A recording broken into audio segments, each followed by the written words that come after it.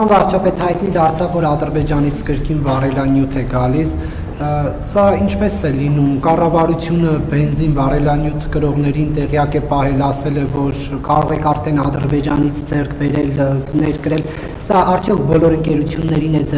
տեղյակ պահել, գործընթացը ինչպես եղել, դա հանրության համար անհայտ է, սա կխնդրեմ պարզաբանեք եւ արդյոք Ադրբեջանն էլ հետաքրքրված է հայկական ապրանքներ ներկրելով եւ եթե այո, ապա այս փուլում կոնկրետ որ ապրանքների շուրջ քննարկումներ կան։ Փոխվարչապետերի հանդիպման ժամանակ Ադրբեջանի փոխվարչապետը արտահայտել է պատրաստակամությունը Ադրբեջանի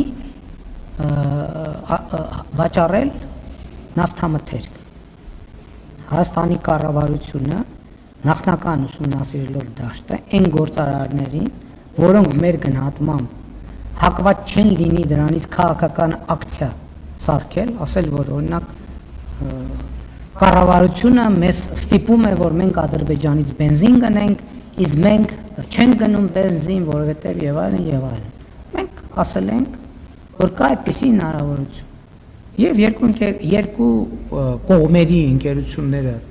եթե չեմ սխալվում, Հայաստանի կողմից երկու ընկերություն կապ են հաստատել։ Իմիջիայլոց ասեմ, բոյկոտի դրսևորում առաջին խմբականակի ներկրման ժամանակ եղավ, որովհետև եղան ցանցեր, ովքեր հրաժարվեցին վաճառել այդ բենզինը, ինչը նշանակում է, որ մեր նախնական մտահոգությունը եւ մտավախությունը ճիշտ էր։ Եվ հիմա 1, 2, 3, 4-ին ես կարծում եմ, որ բոլորի համար հասկանալի կլինի, որ այդ շուկան եւ հնարավորությունը բաց է բոլորի համար եւ ով ուզենա կարող է դրանից օգտվել։ Այսինքն որևէ ուրիշ այլ սահմանափակում չկա։ Հիմա անկեղծ ասած տենց process-ներ կան, որ Հայաստանը եւ Ադրբեջանը պոտենցիալ ապրանքների ցանկեր են փոխանակում, թե ինչ ձեռք բերելու եւ ինչ վաճառելու եւ ինչ գնելու